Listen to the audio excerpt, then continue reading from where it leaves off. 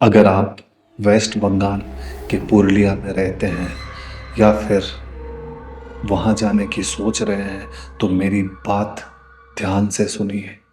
कान में ईयरफोन लगा लीजिए, एकदम गौर से सुनिए। अगर आप अभी किसी बस में बैठे हैं या आज रात किसी बस का सफर करने वाले हैं तो रुक जाइए, मत जाना। क्योंकि वेस्ट बंगाल के पुरुलिया के NH-38 में एक ऐसी सापित बस घूम रही है जिसका सफर आपकी सांसों के साथ ही खत्म होगा। आज रात अगर आप कहीं खड़े हो और पुरानी बस आपके पास आकर रुके और उसका ड्राइवर हंस के आपको बोले कि अंदर आ जाओ, तो उस बस में मत चढ़ना। क्योंकि हर बस के सफर का अंत होता है, लेकिन इस बस के सफर का अंत सिर्फ और सिर्फ शमशान है। तो आप अगर पुरुलिया जाने की सोच रहे हो तो रुक जाइए, कदम वापस पीछे ले लीजिए। क्योंकि आज मैं आपको एक ऐसी सच्ची घटना सुनाने वाला हूं पुरुलिया की, वेस्ट बंगाल।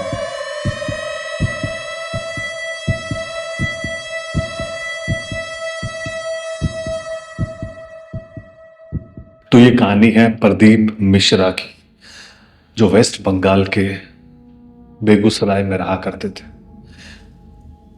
एक दिन उनको एक काम आता है और उन्हें पुरुलिया जाना पड़ता है, और रास्ता था NH-38 वाला हाईवे। तो अपनी गाड़ी में वो निकलते हैं, थोड़ी दूर जाते हैं, और जैसे ही NH-38 पर पहुंचते हैं उनकी गाड़ी अचानक से बंद हो जाती है। चलते चलते बंद हो जाती है। काफी स्टार्ट करने की कोशिश करते हैं लेकिन स्टार्ट नहीं होती है, और उन्हें पुरुलिया जाना ही था। वहां से ज्यादा दूर बचा नहीं था, वहां से मात्र और मात्र आधे घंटे का रास्ता था। वो अपनी गाड़ी को धक्का वक्का लगा के साइड में खड़ी करते हैं और बाहर किसी से लिफ्ट मांगने के लिए रोड पर आते हैं। रोड पर क्या देखते हैं कि लोग तेज गाड़ी निकाल रहे हैं वहां से, मतलब कोई भी गाड़ी धीरे नहीं चल रही है, जितनी भी गाड़ियां हैं सब तेज निकल रही है। वो हाथ देते हैं लेकिन कोई गाड़ी रुक तक नहीं रही है, और सबके कांच बंद, किसी का कांच खुला नहीं है, और सब तेज निकल रही है। प्रदीप जी टाइम देखते हैं तो लगभग रात के 12:30 बज चुके होते हैं। तो वो देखते हैं 12:30 है तो लोग, ये जंगल एरिया है तो डरते होंगे कोई चोर हो या फिर कोई लूटने वाले ना हो, इसलिए कोई गाड़ी नहीं रोक रहा होगा, सीधे सीधे निकल रहे हैं। उन्हें अब काफी टाइम हो जाता है, वो देखते हैं कि कोई रुक नहीं रहा है। रात और गहरी हो रही थी, अंधेरा और भयंकर हो रहा था, और पेड़ों से शर शर की आवाज आ रही थी जैसे हवाएं तेज चलने लगी। 10 मिनट बीत जाते हैं, कोई गाड़ी आ ही नहीं रही थी। अब पहले जो गाड़ी आ भी रही थी वो भी बंद हो चुकी थी, अब कोई गाड़ी नहीं आ रही थी। तो उन्हें अचंभा होता है कि अभी गाड़ियां इतनी सारी आ रही थी, अब अचानक से बंद कैसे हो गई। 5 मिनट और वेट करते हैं, जितने में ही एक पुरानी सी बस, एकदम पुरानी खंडर टाइप की एकदम बस आती है और उनके जस्ट सामने आके रुकती है। क्योंकि इस बस को तो प्रदीप जी ने रोका भी नहीं था, फिर भी आके आके रुकती है। वो देखते हैं कि कांच सब खुले हैं और हर सीट पर कोई ना कोई बैठा है, बाहर से दिख रहा है, ड्राइवर भी दिख रहा है, और कंडक्टर एकदम पीछे खड़ा होता है, गेट के एकदम पीछे। गेट खुलता है तो वो बोलते हैं भाई पुरुलिया जाना है मुझे, तो ये बस जाएगी क्या? तो धीरे से आवाज आती है,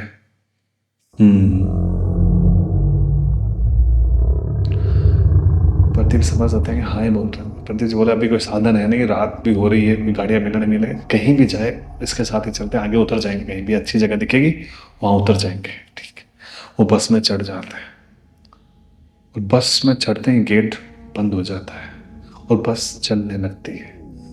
वो इधर देखते हैं तो पूरी सीटों पर एक सीट छोड़ के सब लोग बैठे हुए होते हैं आपस में।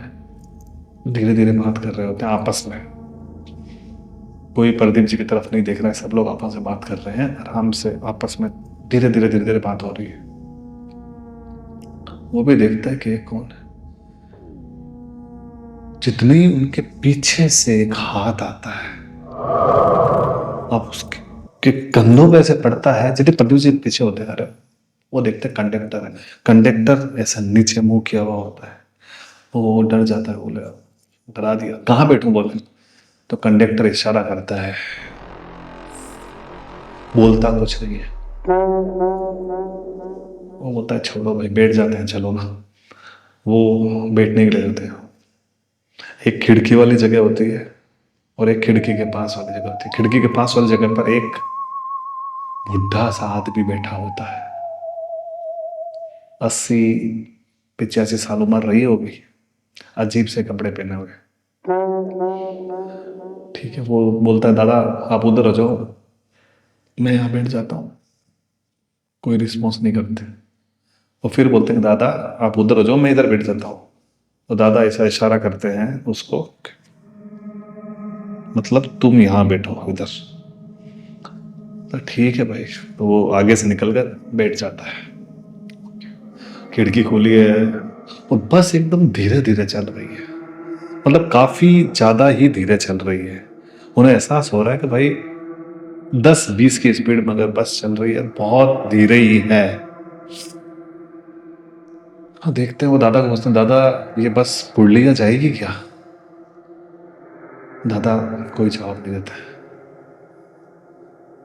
वो दादा के ऐसे कंधे पर हाथ लगाता है कि दादा हाथ लगाता है तो उस हाथ एकदम झटके से हटाता है वो पीछे।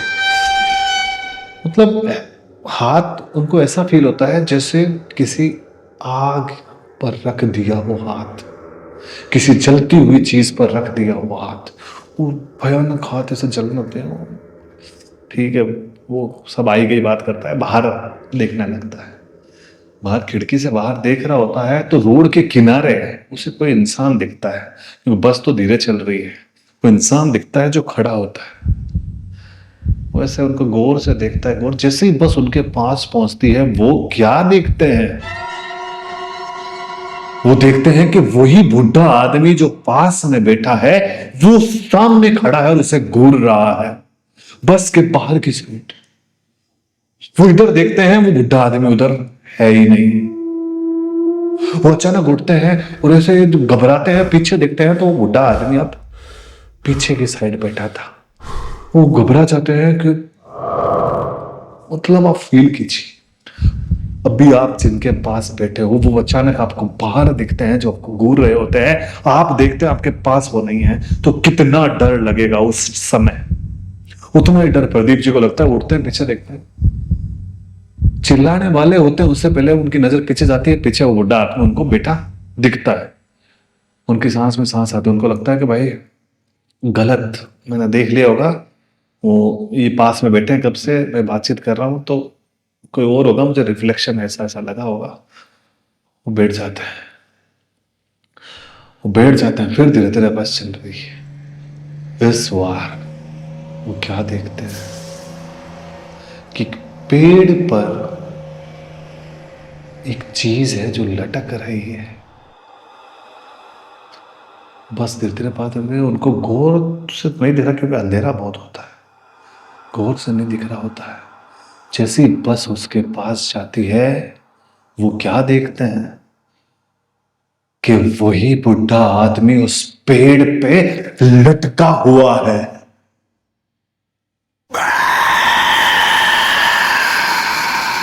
उनकी सिट्टी बिट्टी गुल हो जाती है। वो पीछे देखते हैं, बुढ़ा आदमी इस बार गायब। वो जोर से चिल्लाते हैं, कंडक्टर तरफ भागते हैं। कंडक्टर उधर की मुंह तरफ करके खड़ा होता है, ड्राइवर की साइड में मुंह करके। वो हाथ लगाते हैं, उनको बोलते हैं कंडक्टर साहब भी बुढ़ा आदमी बैठा था, कभी वो दिख रहा है, कभी वो लटका हुआ दिख रहा है मुझे पेड़ पर, और वो इस बस में था लेकिन अब नहीं है। कंडक्टर बोलता है जाके बैठ जा अपनी सीट पर। वो घबराता है, वो बोलता है बैठ जा सीट पर, मतलब क्या होता है। वो बुढ़ा आदमी कहाँ है, वो फिर थोड़ा तड़क के बोलता है जाके बैठ अपनी सीट पर। थोड़ा सा घबरा जाता है कि क्या हो रहा है बोले। तो वो बोलता है बस रोको, मुझे उतरना है। और अब कंडक्टर एकदम तड़के जवाब देता है, बोला ना बैठ अपनी सीट पर। वो ऐसे थोड़ा पीछे होता है, घबरा जाता है। वो उसे समझ में नहीं आता कि रात को क्या हो रहा है। वो जैसे ही पीछे घूमता है जहां सीट वगैरह है, बैठे पीछे घूमता है, वैसे ही सब लोग जो वहां बैठे थे वो खड़े होकर घूर रहे होते हैं प्रदीप जी को एकदम ऐसे। और एक क्रिस्पी सी हंसी, ऐसी हंसी एकदम। प्रदीप जी की सांसें फूलने लगती है, धड़कन तेज होने लगती है, सर पे पसीना आ जाता है कि ये क्या है, ये सब घूर क्यों रहे हैं मेरे को। और एक स्माइल वो दे रहे हैं। वो जैसे ही पीछे कंडक्टर की तरफ हाथ लगाने की कोशिश करता है, कंडक्टर पीछे खड़ा है, तो हाथ हवा से नीचे जाता है और वो थोड़ा लड़खड़ाते हैं, क्योंकि अभी पीछे कंडक्टर खड़े थे। लड़खड़ाता पीछे देखता है तो कंडक्टर वहां है ही नहीं। उसकी नजर जाती है ड्राइवर सीट पर। इस बार ड्राइवर सीट पर भी कोई नहीं है, एकदम खाली सीट और बस चल रही। वो पीछे मुड़ के देखता है तो सीट पर कोई भी इंसान नहीं है। वो पूरी बस में अकेला खड़ा है, एकदम बीचों बीच। वो घबरा जाता है और अचानक से गाड़ी रुकती है। वो लड़खड़ाता है और फिर खुलता है गेट। गेट खुलते ही वो नोटिस करता है कि बस सड़क पर ऐसे चल रही होती तो ऐसे रुकी नहीं होती है। वो सड़क पर ऐसे रुकी होती है जैसे कोई ब्लॉकेज होता है ना, वैसे बस रुकी हुई है। बस का चेहरा है जंगल की तरफ और पिछवाड़ा है जंगल की तरफ, और जो गेट खुल रहा है वो रोड की तरफ। तो वो वहां से फटाफट उतरने की कोशिश करता है। उतरता है, उतर के बाहर आता है, घबराता है कि सब लोग कहां गए। वो सोच ही रहा होता है कि सामने जंगल दिखता है उसको, और जंगल में जैसे देख रहा होता है कि अचानक बस की दोनों हेडलाइट चलती है। वो जैसी हेडलाइट चलती है वैसे ही प्रदीप जी कांपने लगते हैं, थरथराने लगते हैं, एकदम कंपन से उनका शरीर दूझने लगता है।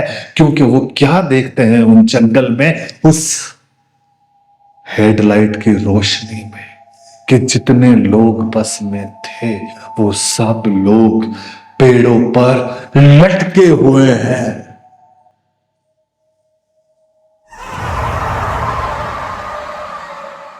सब लोग लटके हुए हैं पेड़ों पर। वो एकदम घबरा जाते हैं और बस के अंदर वापस भागते हैं। बस के अंदर जैसे ही वापस भागते हैं और लड़खड़ा के गिरते हैं, सीढ़ियां होती है उससे लड़खड़ा गिरते हैं।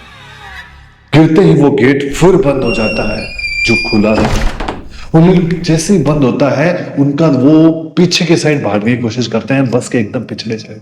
वो जैसे ही भागने की कोशिश करते हैं तो उनकी नजर सीटों पे जाती है और वो क्या देखते हैं कि जो लोग पहले इस बस में थे मुझे देख रहे थे, फिर जो पेड़ों पे लटके थे मरे हुए, वो इस बार कंकाल बने हुए उन सीटों पर पड़े हैं। उनकी चीख निकल जाती है जोर से। चीख निकलती है और वो इस बार गेट को तोड़ने की कोशिश करते हैं। गेट खुले और अंततः वो गेट खोल लेते हैं और जैसे ही भागने लगते हैं एकदम सामने वही बुढ़ा आदमी जो पहले प्रदीप जी के पास में बैठा था, वो एकदम सामने आधा जली हुई कंडीशन में, जिसके अंदर से गंदी बदबूदार मछलियों जैसी महक आ रही होती है। वो देख के एकदम थर थर कांपने लगता है और एक सेकंड में वो बुढ़ा आदमी एकदम उसके मुंह के सामने आ जाता है। शप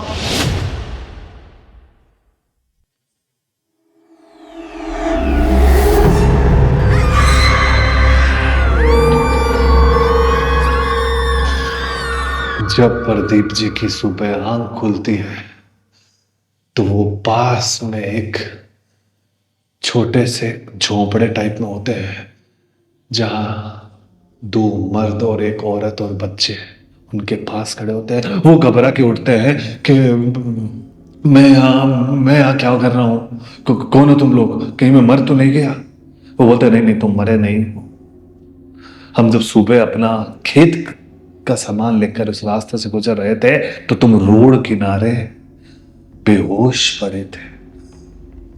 हमें लगा तुम मर चुके हो। हमने धड़कनें चेक की, सांसें चल रही थी, धड़कन चल रही थी।